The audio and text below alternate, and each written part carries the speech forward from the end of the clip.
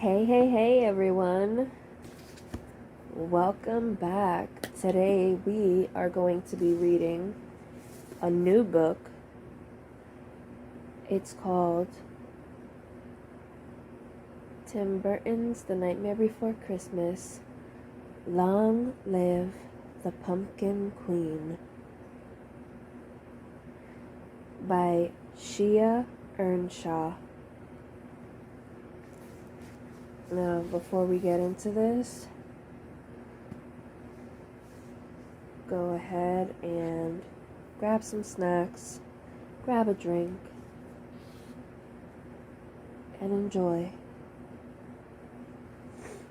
We're going to be reading the prologue first. And I do actually want to say before I start that I'm going to be doing a mixture and trying to upload a little bit more. Going to be doing Long Live the Pumpkin Queen and also some short stories of the Book of the Bazaar, Freaky Facts and Strange Stories by Varla Ventura. So just be on the lookout for that. And now, let's get to it, shall we? Prologue.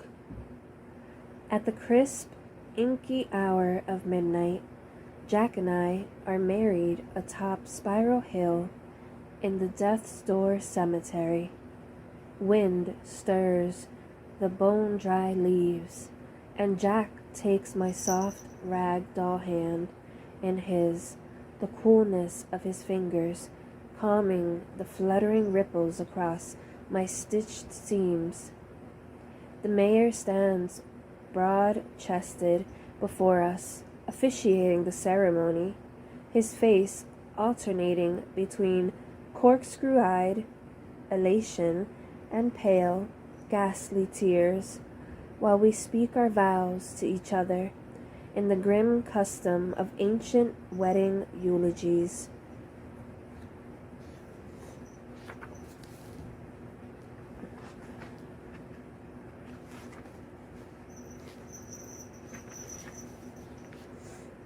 I'm sorry if you guys hear my cat. The moon is a bloody red in the sky, a good omen, and a wilted oleander flower plucked from a patch of poison ivy at the far end of Halloween Town is tucked just behind my left ear, a custom that ensures a long, dreadful life. I squeeze Jack's hands tighter. His black tuxedo tails sway in the cold night air, while my dress, stitched from a scrap of black spinster lace sewn myself the night before, billows like a ghost in the breeze. Cautiously, my gaze flicks to the crowd, where I can feel the cold, spiteful eyes of Dr. Frankenstein watching me from the front row, mouth quivering with fury, now that I am finally escaping him once and for all. I am no longer your creation, I think, words knitted in my chest. It seems unimaginable that barely a year ago I feared I might spend my life, trapped in Dr. Finkelstein's lab, fated to only ever watch Jack from afar, loving him, but certain he would never know the ache I felt whenever he looked my way.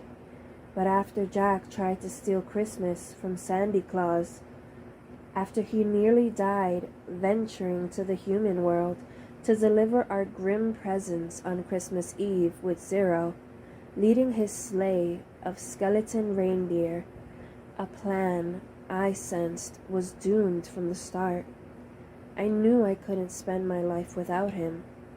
I knew I wouldn't waste another night under a dark snow-flecked sky. Jack and I walked out of the cemetery.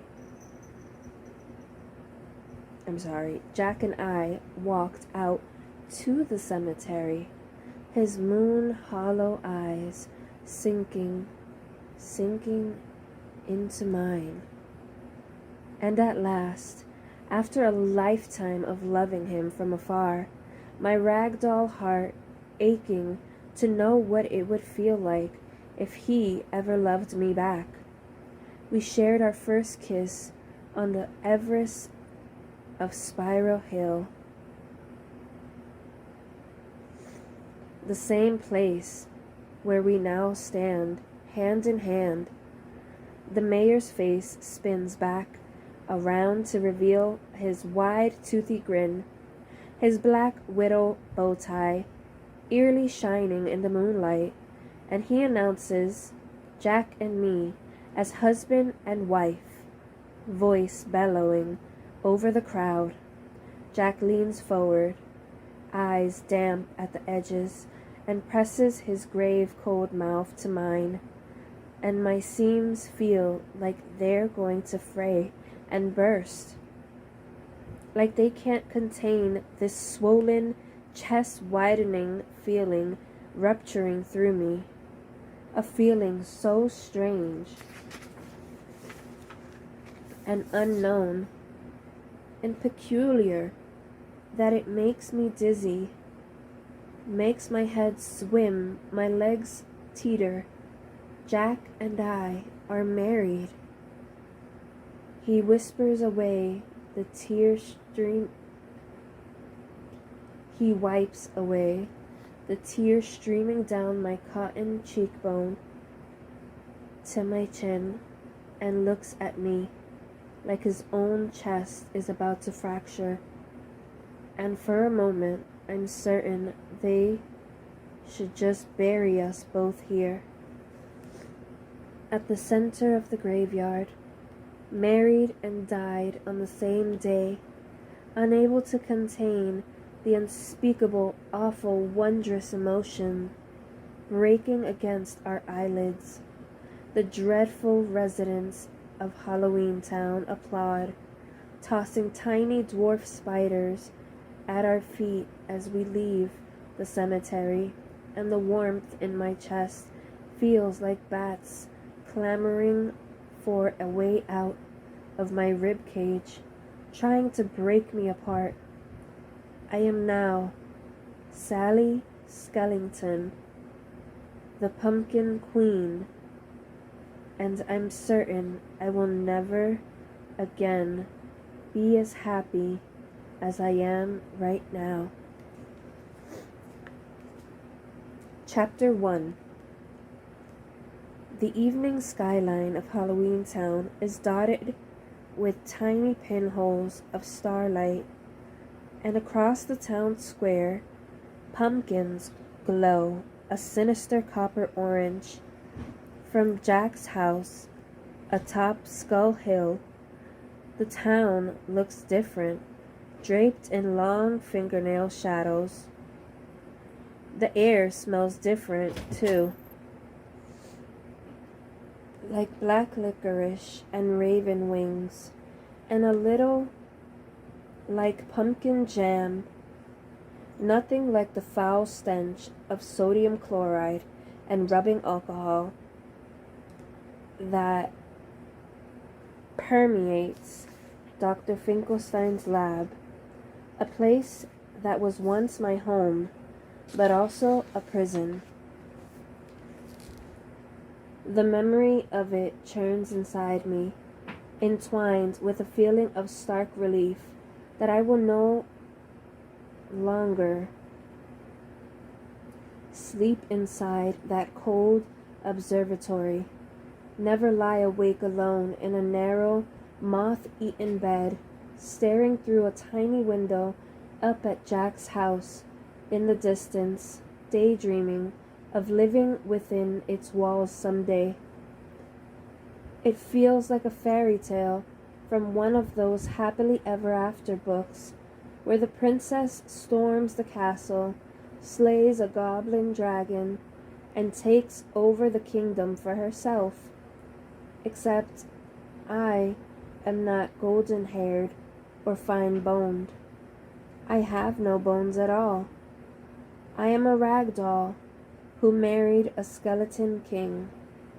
A rag doll who woke from the impossible daydream and found herself in her own heroine story, a tale whose ending hasn't yet been written, but instead is only just the beginning. I leave the terrace overlooking the town and move back into the bedroom I now share with Jack, facing the tall, spider-web cracked mirror leaning against the slanted wall. I run my fingers through my hair, pulling it forward over my shoulder, the scarlet strands so coffin straight that they could never be coiled or coiffed, are pinned up with bat bows. I press my palms against my patchwork dress, staring at my reflection in the glass. The crossed seams along my chest, the smile seams at the corners of my mouth, the places where Dr. Finkelstein stitched me together, needle and thread, and his sinister midnight conjurings, his creation, made in the dark, damp shadows of his lab. A dead leaf pokes out from the seam along the side of my left elbow, my stuffing coming loose, and I quickly push it back into place. My threads need to be restitched, leaves gathered and restuffed. You ready? Jack asks. I turn, and he's standing in our bedroom doorway, holding a black velvet suitcase, the bottomless caverns of his eyes, like graves I would happily tumble into, down, down, down, forever without end. A spider, a remnant of the wedding, skitters free from inside the suitcase and runs along the handle before it drops to the floor and falls into a crack. I had wanted to gather herbs from the garden, nightshade and bottle thorn, to take with us just in case. But Jack assured me that I wouldn't need such things on our honeymoon. Potions and poisons aren't necessary outside of Halloween Town, he said. There would be no need to poison or put anyone into a deathly sleep, but it's hard for me to imagine a world where such things aren't needed. I turned to smile at Jack, the seams of my cheeks stretching wide, and placed my hand around the sturdy bones of his arm. My husband, the man I had loved for so long. At times it felt like it might crack me open, and together we stepped out into the cool twilight of Halloween Town. At the front gate of our home, guarded by 2 iron cats, spines raised, Jack pushes open the gate to face the waiting crowd, eager to catch a glimpse of the newly married king and queen, and he clears his throat. My wife, Sally, and I are off on our honeymoon, he announces, grinning, showing all his corn kernel teeth. We'll be back tomorrow. If anything should happen, the mayor will be in charge. The mayor, who stands beside me,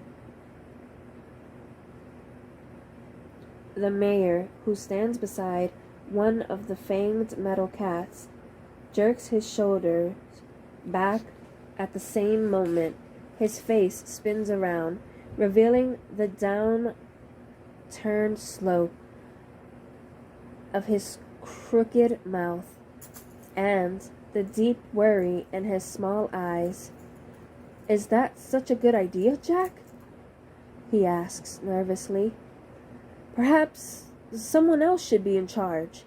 Or maybe we should elect a committee. I'm not sure I can make decisions if an important matter were to arise. Or you could delay the honeymoon until after Halloween. It's only 2 weeks away," he reminded Jack. "Spring is a perfect time for a trip, or better yet, just skip the honeymoon altogether." "You'll do great," Jack says, clapping the mayor on the shoulder. The mayor briefly reveals his smiling face, as if for a half-second he believes he's up for the task, before his features swivel back around, lips a grim blue, worrying, rimming his terror-struck eyes. But Jack is unfazed by the mayor's apprehension. It's nothing new, and we make our way through the crowd, Jack shaking hands, accepting the congratulations of the townspeople, who shuffle close, too close, crushing against us, hands reaching out to see us off. But I slink back. The eyes of everyone on me feels like thorny stabs across my linen flesh, pulling me apart bit by bit. I'm not used to the attention, the whites of their eyes like hollowed out ghosts peering into my empty soul, judging, appraising. Sally, the rag doll, our pumpkin queen. There is a festering thought inside me. Perhaps they'll think I'm not worthy of the title. A rag doll should never be queen. A rag doll who should go back to the darkness of Dr. Finkelstein's lab, cold and solitary and alone. They look at me like they're considering eating me whole. Some of them probably would. But then I catch a flash of white to my left, and Zero appears, pushing through the onlookers to nudge me in the elbow with his glowing jack-o'-lantern nose, and I stroke his ghostly white coat, the soft, transparent feel of his fur, his sagging ears. The tightness in my chest calms, and he smiles, his loose, open dog grin. To Zero, I'm no different than I was yesterday, before I married Jack, before I became queen. With Zero hovering at my side, I follow Jack through the town center, ducking through the last of the crowd, just as Lock, Shock, and Barrel, also known woefully as Boogie's Boys, shout, "We'll miss you, Pumpkin Queen." They've removed their trick-or-treating disguises, revealing their true faces, which are somewhat perplexingly identical to their mask facades, and they grin like young children they are. Yet there is always a sly, crafty undertone hidden in their shimmering eyes that can't ever be trusted. It isn't their grin or their scheming giggles that sends a chill down the uneven stitching of my spine, however. It's the name they called me, Pumpkin Queen. It's the first time I've heard it said out loud, and it rings in my ears all the way into the forest, to the hinterlands and the grove of 7 trees. "Are you sure it's safe?" I asked Jack, his face marred by shadows from the towering, spinny branches overhead. There was no wind on our walk through the woods, yet now the circle of trees shiver and vibrates, beckoning us closer. Jack taps a finger on the broad tree with a perfect heart painted a buttery pink carved at the center. We are standing in the circular grove of 7 trees that lead to 7 holidays, where last year Jack slipped into Christmas Town and kidnapped Sandy Claus. I've never been outside Halloween Town, never ventured beyond its borders, and I spin around now, slightly breathless, marveling at each strange carved tree, each with its own peculiar doorway.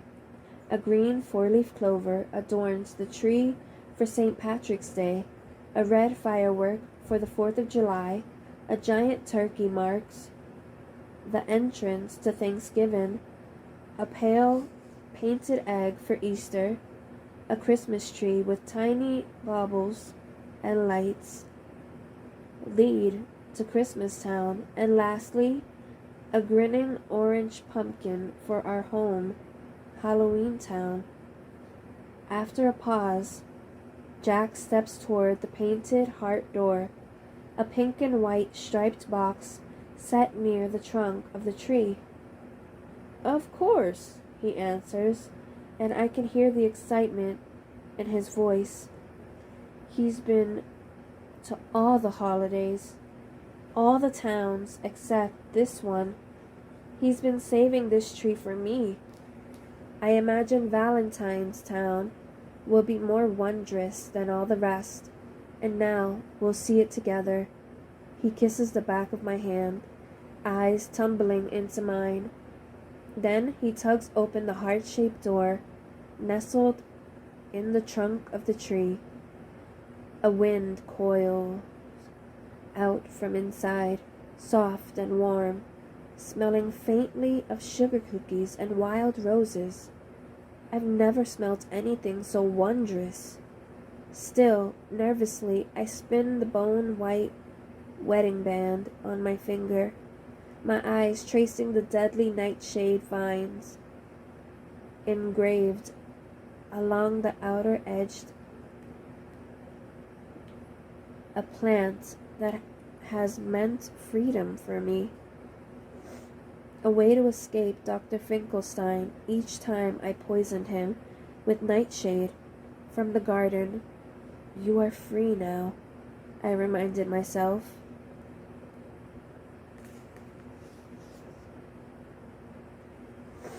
Because although there is a buzzing of curiosity in my chest, there are also nervous crow wings flapping in my stomach.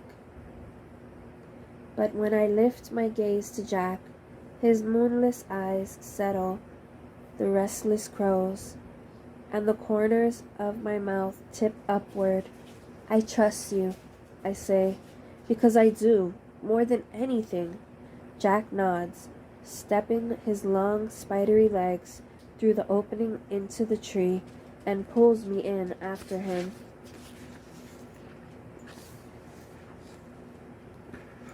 And that will be the end of chapter 1, along with the prologue.